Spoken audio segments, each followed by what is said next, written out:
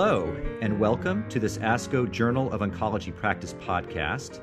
This is Dr. Bob Miller. I'm a medical oncologist at the Sidney Kimmel Comprehensive Cancer Center at Johns Hopkins and a member of the JOP editorial board. My guest for this podcast is Dr. John Keech, who is a medical oncologist in community practice at the Auburn Regional Cancer Center in the Puget Sound region of Washington, south of Seattle. Dr. Keech recently wrote an article in the September 2010 issue of JOP entitled, "The Dinosaur is Extinct, the Demise of Solo Medical Oncology Practice in the United States." This was a follow-up to an article he had written for JOP in July 2005, which was one of the very first issues of the journal, about his experiences in solo practice in Northern California. Dr. Keech and I have known each other for over 10 years since we both served as board members for the Association of Northern California Oncologists, or ANCO. I'm grateful to him for agreeing to share his powerful and very personal story of the changes he faced in his career on tonight's podcast. Jack, thank you very much for taking the time to join me this evening. My pleasure, Bob. So your September 2010 article chronicles the changes that you faced as you were forced to transition from what sounds like a satisfying and successful solo practice in the small city of Chico, California, to an integrated group practice in Washington. But why don't you start at the beginning? Why solo practice in the first place, and how did you end up in Chico, California? So I did my postdoctoral training in Philadelphia, Pennsylvania, and a very dear friend of mine, a resident classmate, came out to USC to do his fellowship in pulmonary medicine. And he was recruited to the hospital in Chico when he finished, as they were starting to build their open heart and trauma program and needed a pulmonologist. So that was kind of the Chico connection that went back to the early 1980s, and we'd been there and visited any number of times. After I finished my fellowship at Pennsylvania Hospital, I joined what became a 3-physician oncology practice in South Jersey and Philadelphia. And we had a very successful practice there for 10 years. And I kind of had an early midlife crisis when I reached 40, and the relationship with the partners was not ideal, and I just sort of had wanderlust. And I became aware through our friendship in Chico that there was an urgent need for a medical oncologist to join what was then kind of a failing general medical group. And so we came out and took a look around, and it seemed like an interesting challenge, and the time was right for us to make a change in our lives. And so that's how we landed there. There was in town a medical oncologist and hematologist who were basically in a hospital-oriented practice, meaning that they elected to send all of their infusion work to the hospital clinic. By 1990, my wife, who became our business manager, and I decided that we understood the business of oncology and wanted to start our own complete service practice, including infusion therapy. Since there was a need for another oncologist that was not really a competitive environment, we agreed to come to town and set up shop on our own. And we had a very collegial relationship with the other group and built what became an incredibly successful practice over the course of the next 17 years. So where is Chico again for everybody else? Chico is 90 miles north of Sacramento on the I-99, I-5 corridor. It is a city of about 100,000. The medical service area comprises about 250,000 people, with draw areas from the coast to the west and the Sierra Mountains to the east. I see. So in your original article in 2005, you talk about a number of efficiencies and sort of best practices that you did when you were in Chico, things like cross-training your staff and controlling inventory tightly and weekly meetings about coding. And were those things sort of mandatory to be able to manage a practice by yourself, or how did you get the discipline to do that sort of thing? Well, I've always been a very type A personality, and so is my wife. So we're very complementary in that regard. And my wife has been a consummate business manager in medical oncology and medicine in general. So it kind of came pretty easily to us. As you know, and we'll speak about in a little while, I think, I became engaged in oncology politics and oncoeconomics pretty much at the get-go. So I acquired an understanding of what it is to manage the business of a complex and expensive medical oncology practice. And I think there's an advantage of scale, of smallness, actually, in solo practice, in that it allows one to just very tightly manage even the minutia that, if left unchecked, can become significant cost centers to a practice. So I don't think there was any one sentinel event. It just kind of happened. It sort of evolved naturally. So you along those lines, tell me more about that. You said you've said in what you wrote originally that you thought oncologists really needed to be engaged advocates, and like you said, you were chair of the ASCO Clinical Practice Committee, and you were involved in ANCO and the Medicare CAC and various other things. And I think you'd even mentioned that you had developed something of a relationship with your local representative in the House of Representatives who visited your practice. But how do you think those things contributed to the success of your practice? Was it because you did those things that you were able to survive in solo practice, and maybe a person that didn't have quite that breadth of experience might have found it a little more difficult, do you think? Well, I think there's no question about it. I mean, there's no model in medical practice more expensive than medical oncology. I'm not aware of any other medical or surgical specialty where the capital expense is as extraordinary as it is in medical oncology. I mean, we're dealing, even back in the day, we're $1 million of expenses of drugs per oncologist per year. Now it's 2.5 times that. Mm-hmm. It's your money, it's the doctor's money. And if the physician is not willing to engage in top-down management of that capital expense and revenue stream, and something goes awry, it's the doctor's loss. Sure. And I just felt very strongly that I had to remain very engaged. And so each one of those endeavors that I participated in just expanded my knowledge and experience base and made me more aware of what it was that I had to do to continue to serve our patients. So you didn't really find them distracting. They were helpful to the business of the practice. Well, they were distracting only in the sense that the engagement in the CPC and as ANCO president and so forth just took time away from the practice. But we accommodated that. I had an excellent team of oncology nurses. I had excellent coverage from my colleagues who really were not competitors, as I mentioned, and so we made it happen. It was distracting only in the context that it took time away from practice, and that was time that I couldn't spend on vacation, for example. Right. So then 2003, and the Medicare Modernization Act, or MMA, and you say in your article how this was a sentinel event. So tell me about MMA and how it affected you. Well, you remember the intensive lobbying effort that we all put forth from those of us in ASCO and our colleagues in COA and other similar organizations. We told Congress we knew what the devastating effects of the ultimate MMA changes would entail, and nobody listened or nobody cared to listen. We lived under a flawed system of reimbursement for chemotherapy drugs for 15 years prior to that, but that system, which gave us a margin of 12 to 15% on the drugs, kept us whole. Mm-hmm. That gave us enough of an income cushion that we could afford to treat underinsured patients, that we could make our overhead expenses, continue to make a decent living, and we knew that was just going to go upside down. Little did we know how upside down it was going to go. We had the demonstration projects that helped subsidize our loss in revenue from the drugs for a couple or 3 years, but by the end of 2007, by early 2008, the full effects of MMA were realized. Mm-hmm. The profit on the drug margin was now down to 1% to 2%, if even that, and on any given quarter, probably a third to 40% of drugs were actually underwater, as they remain today. At the same time as that reimbursement stream changed drastically, inflation was still going on, overhead expenses went up. In my personal circumstance, our community hospital underwent a period of 4 years of administrative disarray. There was a vote of no confidence by the medical staff against the administration over a contractual issue with surgery and anesthesia, and so we literally had 4 administrations in 4 years. In a community hospital that was a standalone and was struggling to survive without having been taken over by a Sutter or UC Davis or a Catholic Healthcare West or what have you. And so the hospital was in no position to help struggling practices, mine or anyone else in the town for that matter. I see.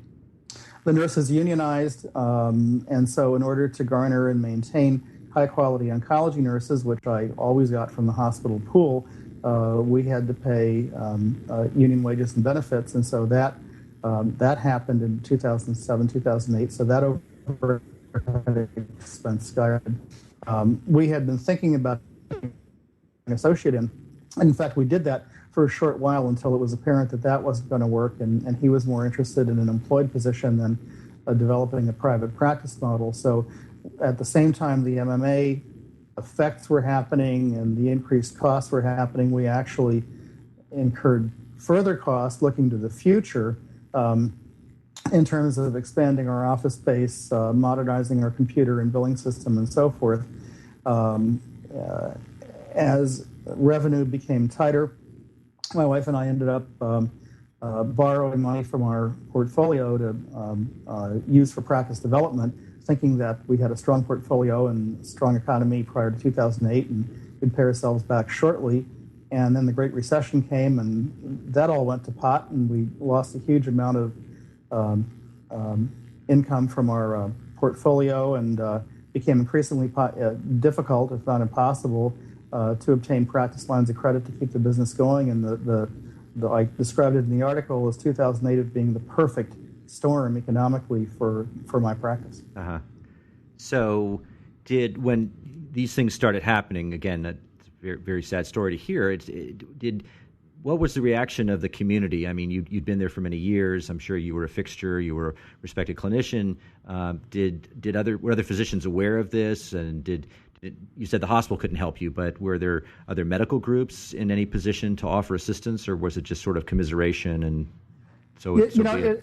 it was commiseration and so be it. And nobody except us appreciates the financial burden of being in private practice of oncology.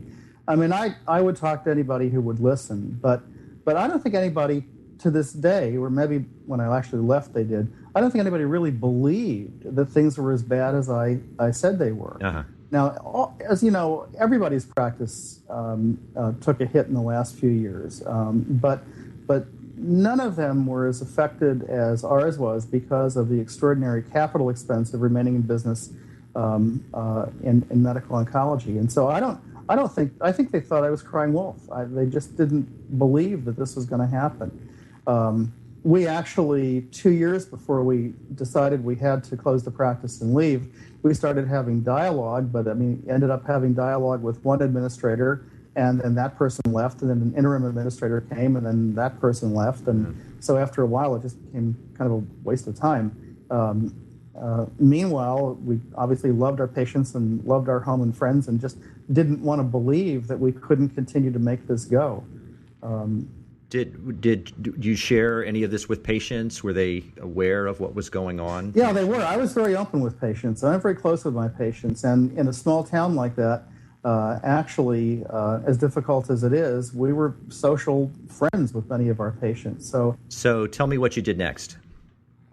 So by the time January and February of 2009 came by, we really were looking at the numbers in a frightening fashion and just realized this wasn't going to happen anymore.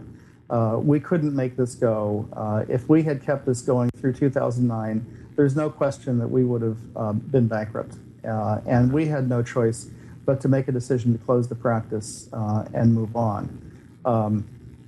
We had substantial equity in our property, and so we knew that if we sold our home, we could help to pay off some practice debt and help ourselves to move forward. So we quietly started a search for relocation, and I was looking at various options to join either a large group elsewhere in the country, or to leave oncology altogether and perhaps go to work for pharma, or become an employed physician in a hospital-based model. We looked at all of those, and we looked at all of those in a very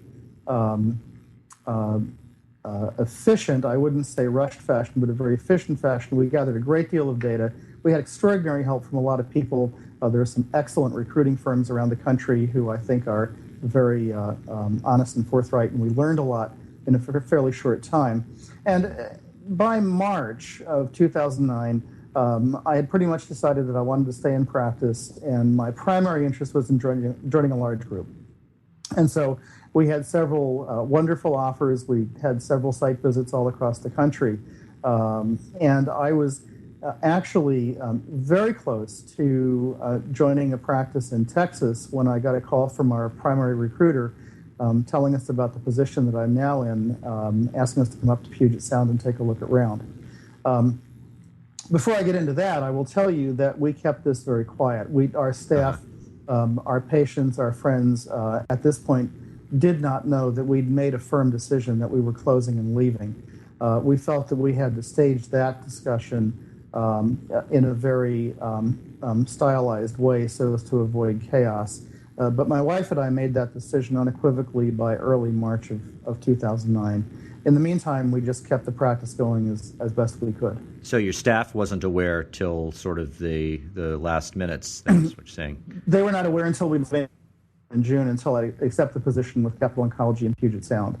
We decided that we weren't going to make a formal announcement to anyone, including our closest friends, until after I had a contract in hand. I see. That makes sense. So when you made the decision, you must have sent a letter to patients, or tell me, how did you let patients know? We did. So we made the decision. We came and looked at this practice, analyzed it carefully, decided it was the right fit for a whole variety of reasons. Contracts were signed, a starting date was set, and we set a date to close the practice. I believe it was late July, and we had a great deal of help actually from our insurance carrier, NorCal.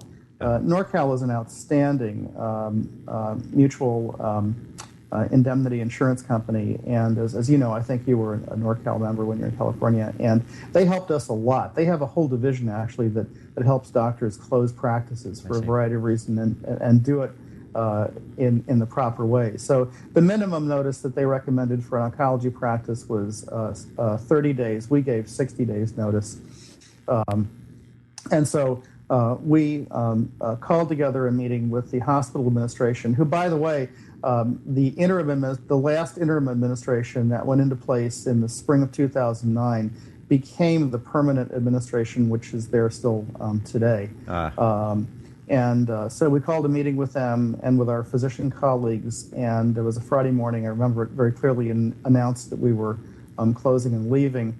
And we had an office staff meeting scheduled for an hour after that, and we then went over and announced to our staff that we were leaving, gave them the timeline, and we'd already prepared letters to go to the patients, which were mailed that Friday afternoon. And then we started discussions, obviously, during office hours the following Monday about the planned departure. What did the hospital say? Were they surprised? They were surprised. I mean, now these administrators we had dialogue with earlier in 2009, and I believe my exact words were that the cancer program in Chico was in imminent disarray and it required their immediate attention. And we were kind of met with, well, we have a lot on our plate and we'll get back to you. I see. They were shocked, and at that fateful meeting, they said, "What can we do?" And I said, "What about the words immediate jeopardy did you not understand 3 months ago?" Sure. There was nothing they could do. I see. So tell me a little bit about your current situation. You're in a larger practice, obviously, and it sounds like there's several different sites of service, and you're in, is it Auburn, Washington? Yeah, I'm in Auburn, Washington, which is about 15 miles south of Seattle. Auburn is a city about the size of Chico, about 80 to 100,000 people, in a population valley of close to 300,000. There are a lot of oncology service providers in this area. Puget Sound is rather competitive, if you want to call it that. But there is a niche in Auburn in that there is a regional hospital here which did not have a comprehensive cancer center. Mm-hmm. Now, if you've never been to Puget Sound, you have to understand that the geography here is defined by volcanic ridges and valleys. And it is a gridlocked area. There are a whole lot of people and not enough roads. And to drive 10 miles from Auburn to Tacoma or 25 miles from Auburn to Seattle can take hours if you don't get the timing right on the freeways. And so there are geographic, well-defined niches wherein comprehensive medical services in various surgical and medical specialties are needed. And when I heard of this place, I didn't believe that there was an underserved area for cancer care 15 miles south of Seattle, but in fact, here we are. So the hospital is in growth mode. And the hospital, last year, was building a new freestanding medical arts building across the street from its main campus right downtown. And our practice, which was based in Olympia at South Sound, had the foresight to become engaged with a hospital 3 years ago to provide some rudimentary cancer services, but to have the vision to build out and to develop this new comprehensive cancer center, which we've done. And in so doing, the practice was looking for a seasoned, I guess I'm seasoned. Is that another word for old? It's code. Yeah, it's code. Code, yes. Yeah. They were looking for a seasoned medical oncologist who knew how to build practices, knew how to forge relationships, and was not afraid of the business of the medicine to come be the medical director of this program. So we have half of the space in the building. We have 23,000 square feet in 1.5 floors. And we have full-service medical oncology lab. We have PET-CT imaging. And we have built out one of 2 bunkers for a new Varian LINAC radiation machine. And the site is set for building a second bunker at such time as volume allows for that. The new center, I started in the practice in November of 2009 in temporary quarters next door. We moved into the new center in April and went fully operational with the addition of radiation oncology on July 1st. And we're growing very nicely. So it's obviously a totally different environment, and size is quite different. What about your experience from solo practice? How are those things helping you here in this environment? Well, they're helping a lot, because even though I have the benefit of being in a large practice where I have an entire authorizations department for treatment, I have an entire billing department. I don't have to worry about HR and staffing. I have people that do that for me. The buck still stops with the doctor, and it doesn't matter if you're in a group of 1 or a group of 5 or a group of 8. When the doctor is seeing the patient and looking at the treatment regimen, and prescribing the drugs and looking at the insurance profile, it is still, I'm convinced, top-down responsibility for the physician to look at what is in the best interest for the treatment of that patient, for both the patient and, quite honestly, for the practice. So it sounds like there's probably more similarities than differences. I think so. Yeah. So, your story regrettably, is not unique, and I think we've all heard stories, some of them may be apocryphal, about small practices closing left and right, or if not closing, consolidating or merging into larger networks.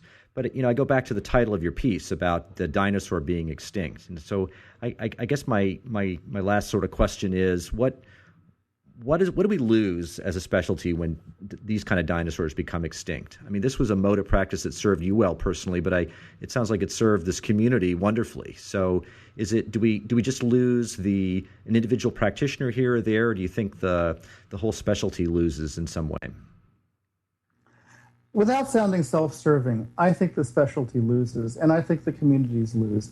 Those of us that have been in small group practices or solo practices do it because we're passionate about what we do.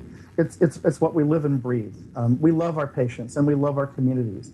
And we're not just coming to work every day. We're engaged in our communities. We're engaged in everything that has to do with the word community. And so I think we diminish ourselves when we simply become employees who show up for work and leave when the bell rings at 5. It's a different approach. It's a different attitude. It's a different ethic, and I think it's just kind of sad from a personal perspective, from my patient's perspective, perhaps better stated, that they're having somebody who's coming in and doing the job, but who isn't really having the same approach to the totality of the well-being of the patient and the family and the ramifications of that patient's illnesses in the community. And I guess that's the senior in me speaking. It's probably an outmoded concept, but it's one that worked for me for 28 years. And it's one, by the way, that I'm not going to lose in the last X number of years of my practice in this large group. I feel the same way. And I've been in this community for a year, and I'm engaged in the community. In community activity, because it's the right thing to do. It's the only way I know how to live, really, and work professionally. Dr. Keech, thank you very much for talking with me this evening and sharing your story. Bob, it's been a pleasure. I hope that people get some benefit from our story and take this to heart and continue to do the best job possible out there. Thank you. And to our listeners, I again encourage you to take a look at the entire September issue of Journal of Oncology Practice for a lot of interesting articles. If you are an ASCO member, you should have already received your paper copy in the mail. You can also read it online at jop.ascopubs.org. That's jop.ascopubs.org. And please let us know what you think about these new JOP podcasts. You can send comments or suggestions to jopeditorsdesk@asco.org. That's jopeditorsdesk@asco.org. This is Dr. Bob Miller for the American Society of Clinical Oncology. Thank you for your attention.